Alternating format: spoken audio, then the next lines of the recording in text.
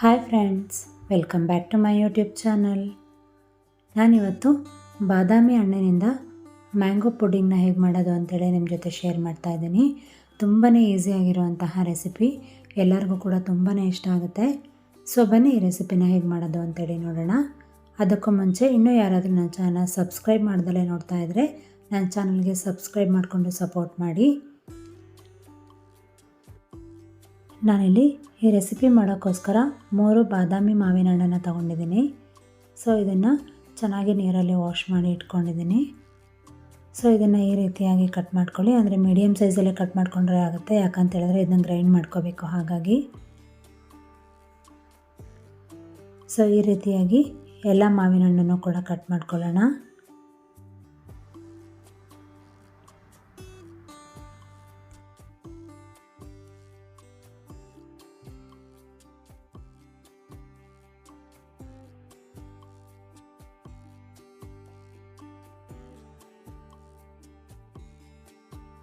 So ಈ ಮಾವಿನ ಹಣ್ಣಿನ ಮಧ್ಯದ ಭಾಗನೂ ಅಷ್ಟೇ, ಅಂದರೆ ಓಟೆ ಎಲ್ಲ ಇದೆಯಲ್ಲ, ಅದನ್ನು ಈ ರೀತಿಯಾಗಿ ಸಿಪ್ಪೆನ ಬಿಡಿಸ್ಬಿಟ್ಟು ಕ್ಲೀನಾಗಿ ಅಲ್ಲಿರೋವಂತಹ ಪಲ್ಪ್ನೆಲ್ಲ ತೊಗೋಬೇಕು.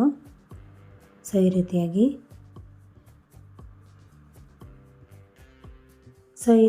ಎಲ್ಲ ಮಾವಿನ ಹಣ್ಣನ್ನು ಕೂಡ ಪಲ್ಪ್ನ ತೆಗೆದು ಈ ಬೌಲಿಗೆ ಹಾಕ್ಕೊಳ್ತೀನಿ. ಸೊ ನಾನಿಲ್ಲಿ ತೊಗೊಂಡಿರೋ ಅಂಥದ್ದು ಬಾದಾಮಿ ಮಾವಿನ ಹಣ್ಣು. ನೀವು ಬಾದಾಮಿನ ತೊಗೋಬೇಕು ಅಂತಿಲ್ಲ, ಯಾವ ಫ್ಲೇವರಾರು ತೊಗೋಬೋದು.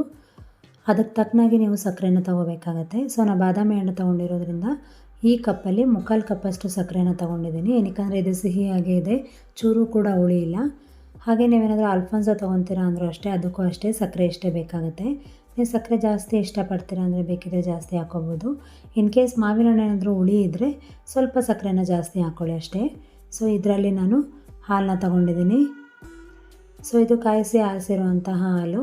ನಾನಿಲ್ಲಿ ಆರೆಂಜ್ ಕಲರ್ ನಂದಿನಿ ಪ್ಯಾಕೆಟ್ ಬರುತ್ತಲ್ವ, ಆ ಹಾಲನ್ನ ತೊಗೊಂಡಿರೋದು. ಚೂರು ಕೂಡ ನೀರು ಹಾಕಿಲ್ಲ, ಹಾಗೆ ಕಾಯಿಸಿ ಆರಿಸಿರುವಂತಹ ಹಾಲಿದು.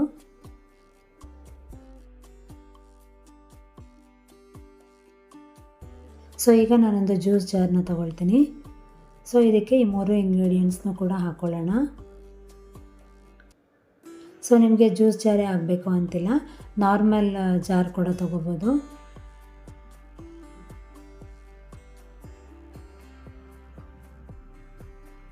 ಸೊ ಈ ರೀತಿಯಾಗಿ ಎಲ್ಲ ಇಂಗ್ರೀಡಿಯೆಂಟ್ಸ್ನೂ ಕೂಡ ಹಾಕ್ಬಿಟ್ಟು ಇದನ್ನು ಚೆನ್ನಾಗಿ ಗ್ರೈಂಡ್ ಮಾಡ್ಕೋಬೇಕು.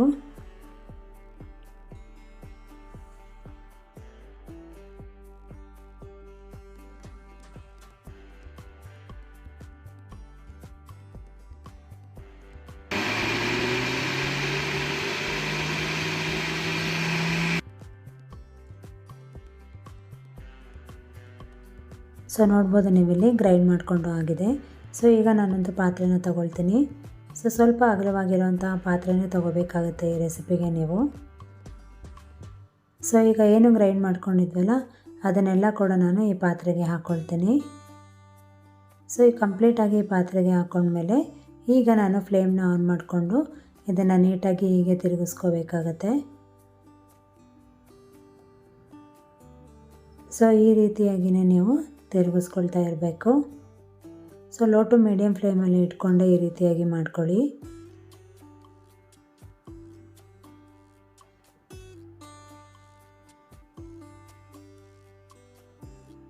ಸೊ ಇದು ಈ ರೀತಿಯಾಗಿ ಕುದಿ ಬಂದಮೇಲೆ ನಾನಿಲ್ಲಿ ಒಂದು ಬೌಲ್ನ ತೊಗೊಂಡು ಅದಕ್ಕೆ 2 ಟೇಬಲ್ ಸ್ಪೂನಷ್ಟು ಕಾರ್ನ್ಫ್ಲವರ್ ಹಿಟ್ಟನ್ನು ಹಾಕ್ಕೊಳ್ತೀನಿ. ಹಾಗೆ ಸ್ವಲ್ಪ ಹಾಲನ್ನು ಹಾಕ್ಬಿಟ್ಟು ಅದನ್ನು ಚೂರು ಕೂಡ ಗಂಟಿಲ್ದಲೇ ಇರೋ ಹಾಗೆ ನೀಟಾಗಿ ಈ ರೀತಿಯಾಗಿ ಮಿಕ್ಸ್ ಮಾಡ್ಕೋಬೇಕಾಗತ್ತೆ. ಸೊ ಈ ರೀತಿಯಾಗಿ ಮಿಕ್ಸ್ ಮಾಡಿಕೊಂಡು ಈಗ ಹೇಗೂ ಫ್ಲೇಮ್ ಕಡಿಮೆಲೇ ಇದೆ ಅಲ್ವಾ, ಲೋ ಟು ಮೀಡಿಯಮ್ ಫ್ಲೇಮಲ್ಲೇ ಇದೆ. ಸೊ ಇದನ್ನು ಏನು ಮಿಕ್ಸ್ ಮಾಡ್ಕೊಂಡಿರೋಂತಹ ಹಿಟ್ಟು ಹಾಗೆ ಹಾಲಿದೆಯಲ್ಲ, ಕಾರ್ನ್ಫ್ಲೋರ್ ಹಿಟ್ಟು, ಸೊ ಇದನ್ನು ಹಾಕ್ಕೊಳ್ತಾ ನೀಟಾಗಿ ಈ ರೀತಿಯಾಗಿ ತಿರುಗಿಸ್ಕೋಬೇಕು. ಯಾವುದೇ ರೀತಿಯಾಗಿ ಗಂಟು ಆಗೋ ರೀತಿಯಾಗಿ ಮಾಡ್ಕೋಬೇಡಿ, ಕೈ ಬಿಡ್ದಲೇ ಈ ರೀತಿಯಾಗಿ ತಿರುಗಿಸ್ತಾನೆ ಇರಿ. ಸೊ ಈಗ ಇದು ಒಂದು ಸ್ವಲ್ಪ ಗಟ್ಟಿ ಆಗಬೇಕು, ಅಲ್ಲಿವರೆಗೂ ಚೆನ್ನಾಗಿ ಈ ರೀತಿಯಾಗಿ ತಿರುಗಿಸ್ಕೊಳ್ಳೋಣ. ಫ್ಲೇಮ್ ಹಾಗೇ ಇರಲಿ, ಅಂದರೆ ಲೋ ಟು ಮೀಡಿಯಮ್ ಫ್ಲೇಮಲ್ಲಿ ಇಟ್ಕೊಂಡೇ ಕೈ ಬಿಡ್ದಲೇ ಈ ರೀತಿಯಾಗಿ ತಿರುಗಿಸ್ಕೊಳ್ತಾ ಇರಿ.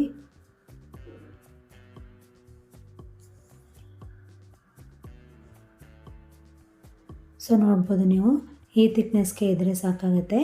ಸೊ ಈಗ ಫ್ಲೇಮ್ನ ಆಫ್ ಮಾಡ್ಕೊಳ್ತೀನಿ. ಸೊ ಇದು ಕಂಪ್ಲೀಟ್ ತಣ್ಣಗಾಗಬೇಕು, ಅಲ್ಲಿವರೆಗೂ ಹಾಗೆ ಬಿಡ್ತೀನಿ. ಇದು ಅದಾಗೆ ತಣ್ಣಗಾಗಬೇಕಂದ್ರೆ ಯಾವುದೇ ರೀತಿ ತಳದಲ್ಲಿ ನೀರಿಟ್ಟು ಆ ರೀತಿ ಎಲ್ಲ ಇದನ್ನು ತಣ್ಣಗೆ ಮಾಡ್ಕೊಳ್ಳೋಕೆ ಹೋಗಬೇಡಿ. ಸೊ ನೋಡ್ಬೋದು ನೀವಿಲ್ಲಿ ಕಂಪ್ಲೀಟಾಗಿ ತಣ್ಣಗಾಗಿದೆ. ಸೊ ಇದನ್ನು ಈಗ ನಾನು ಬೇರೆ ಬೌಲ್ಗೆ ಹಾಕ್ಕೊಳ್ತೀನಿ. ಸೊ ಅಂದಾಜಲ್ಲಿ ನೀವು ಅಳತೆ ನೋಡಿಬಿಟ್ಟು ಅದಕ್ಕೆ ತಕ್ಕನಾದಂತಹ ಬೌಲ್ನ ತಗೊಳ್ಳಿ. ಸೊ ನಾನಿಲ್ಲಿ ಗ್ಲಾಸ್ ಬೌಲ್ನ ತೊಗೊಳ್ತಾ ಇದ್ದೀನಿ. ಸೊ ಗ್ಲಾಸ್ ಬೌಲ್ ಆಗಿರೋದ್ರಿಂದ ನಾನು ಯಾವುದೇ ರೀತಿ ಎಣ್ಣೆನ ಇಲ್ಲಿ ಗ್ರೀಸ್ ಮಾಡ್ಕೊಳ್ತಾ ಇಲ್ಲ. ಸೊ ನೀವು ಕೇಕ್ ಪ್ಯಾನ್ ಎಲ್ಲ ಬರುತ್ತಲ್ಲ ಅದನ್ನು ಕೂಡ ತೊಗೋಬೋದು. ಸೊ ನಾನು ಯಾವತ್ತೂ ಅದರಲ್ಲಿ ಮಾಡಿಲ್ಲ, ನಾನು ಯಾವಾಗಲೂ ಮಾಡೋದಾದರೂ ಕೂಡ ಗ್ಲಾಸ್ ಬೌಲಲ್ಲೇ ಮಾಡಿದ್ದೀನಿ. ಇನ್ ಕೇಸ್ ನೀವೇನಾದರೂ ಕೇಕ್ ಪ್ಯಾನಲ್ಲಿ ಮಾಡ್ತೀರಾ ಅಂತ ಹೇಳಿದರೆ ಅದಕ್ಕೆ ಸ್ವಲ್ಪ ಅಡುಗೆ ಎಣ್ಣೆ ಬರುತ್ತಲ್ಲ ಅದನ್ನು ಪೂರ್ತಿಯಾಗಿ ಹಚ್ಕೊಂಡು ಪೂರ್ತಿಯಾಗಿ ಅದನ್ನು ಗ್ರೀಸ್ ಮಾಡಿಕೊಂಡು ಆಮೇಲೆ ಇದನ್ನು ಅದಕ್ಕೆ ಹಾಕ್ಕೊಳ್ಳಿ. ಸೊ ನಾನು ಗ್ಲಾಸ್ ಬೌಲ್ ತೊಗೊಂಡಿರೋದ್ರಿಂದ ಈ ಕೆಳಗೊಂದು ಬಟ್ಟೆನ ಹಾಸ್ಕೊಂಡ್ಬಿಟ್ಟು ಅದನ್ನು ಸ್ವಲ್ಪ ಟ್ಯಾಪ್ ಮಾಡ್ಕೊಳ್ತೀನಿ, ಅದು ನೀಟಾಗಿ ಸೆಟ್ ಆಗಲಿ ಅಂತ ಹೇಳ್ಬಿಟ್ಟು. ಸೊ ನಂತರ ಈ ರೀತಿ ಯಾವುದಾದ್ರು ಸ್ಪೂನ್ ಸಹಾಯದಿಂದ ಈ ರೀತಿಯಾಗಿ ಒಂದು ಸ್ಪ್ಯಾಚುಲಾದಿಂದ ಈ ರೀತಿಯಾಗಿ ಒಂದೇ ಲೆವೆಲ್ ಮಾಡ್ಕೊಳ್ಳಿ. ಸೊ ಈಗ ನಾನಿಲ್ಲೊಂದು ಅಲ್ಯೂಮಿನಿಯಂ ಫಾಯಿಲ್ನ ತೊಗೊಂಡು ಕಂಪ್ಲೀಟಾಗಿ ಇದನ್ನು ಈ ರೀತಿಯಾಗಿ ಕ್ಲೋಸ್ ಮಾಡ್ತೀನಿ. ಸೊ ಈ ರೀತಿಯಾಗಿ ಯಾಕೆ ಹಾಕೋದು ಅಂತ ಹೇಳಿದ್ರೆ ಇದನ್ನು ನಾನು 3 to 4 hours ಫ್ರಿಜ್ಜಲ್ಲಿ ಇಡಬೇಕಲ್ವ. ಸೊ ಹಾಗಾಗಿ ನೀರು ಥರ ಆಗುತ್ತೆ ಅಂತ ಹೇಳ್ಬಿಟ್ಟು ಇದನ್ನು ಈ ರೀತಿಯಾಗಿ ಕವರ್ ಮಾಡೋದು. ಕ್ಯಾಪ್ ಕೂಡ ಹಾಕ್ಬೋದು, ಆಗ ಹಾಕಿದ್ರೂ ಕೂಡ ಮೇಲೆಲ್ಲ ಸ್ವಲ್ಪ ನೀರು ಥರ ಆಗುತ್ತೆ. ಸೊ ಹಾಗಾಗಿ ನಾನಿಲ್ಲಿ ಅಲ್ಯೂಮಿನಿಯಂ ಫಾಯಿಲ್ನ ಬಳಸ್ತಾ ಇದ್ದೀನಿ. ಸೊ ಈ ರೀತಿಯಾಗಿ ಕವರ್ ಮಾಡಿಬಿಟ್ಟು ನಾನು ಇದನ್ನು ಈಗ ಫ್ರಿಜ್ಜಲ್ಲಿ ಇಡ್ತೀನಿ. ಸೊ ಮಿನಿಮಮ್ 3 hours ಇಟ್ಟರೆ ಸಾಕಾಗುತ್ತೆ.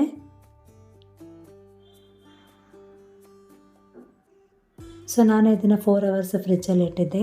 ಸೊ ಈಗ ಬನ್ನಿ ನೋಡೋಣ ಹೇಗಾಗಿದೆ ಅಂತ ಹೇಳ್ಬಿಟ್ಟು.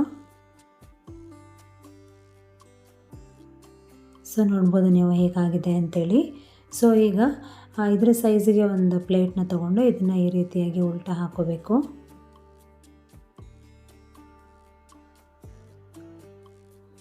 ಸೊ ನೋಡ್ಬೋದು ನೀವೇ ಎಷ್ಟು ಸಖತ್ತಾಗಿದೆ ಅಂತ ಹೇಳ್ಬಿಟ್ಟು. ತುಂಬಾ ಚೆನ್ನಾಗಿ ಬಂದಿದೆ.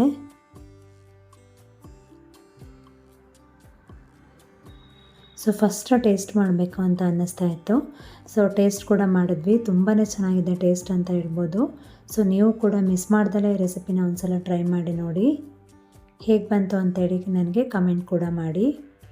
ಸೊ ಈಗ ನಾನು ಬಾದಾಮಿ ಇದೆಯಲ್ಲ, ಬಾದಾಮಿನ ಸಣ್ಣ ಸಣ್ಣದಾಗಿ ಇದನ್ನು ಕಟ್ ಮಾಡ್ಕೊಂಡ್ಬಿಟ್ಟು ಇದನ್ನು ಈ ರೀತಿಯಾಗಿ ಮಧ್ಯದಲ್ಲಿ ಇಡ್ತೀನಿ. ಸೊ ಇದು ಆಪ್ಷನಲ್.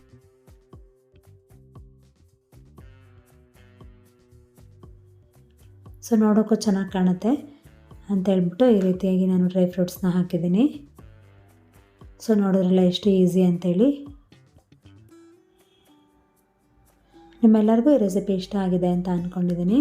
ನಿಮಗೇನಾದರೂ ಈ ರೆಸಿಪಿ ಇಷ್ಟ ಆಗಿದರೆ ಈ ವಿಡಿಯೋಗೆ ಒಂದು ಲೈಕ್ ಕೊಡಿ, ಹಾಗೆ ನಿಮ್ಮ ಫ್ರೆಂಡ್ಸ್ ಆ್ಯಂಡ್ ಫ್ಯಾಮಿಲಿ ಮೆಂಬರ್ಸ್ ಜೊತೆ ಕೂಡ ಶೇರ್ ಮಾಡ್ಕೊಳ್ಳಿ. Thank you for watching this video. ನಾನು ನಿಮಗೆ ನೆಕ್ಸ್ಟ್ ವಿಡಿಯೋ ಜೊತೆ ಮತ್ತೆ ಸಿಗ್ತೀನಿ. ಅಲ್ಲಿವರೆಗೂ ನಮಸ್ಕಾರ. Take care.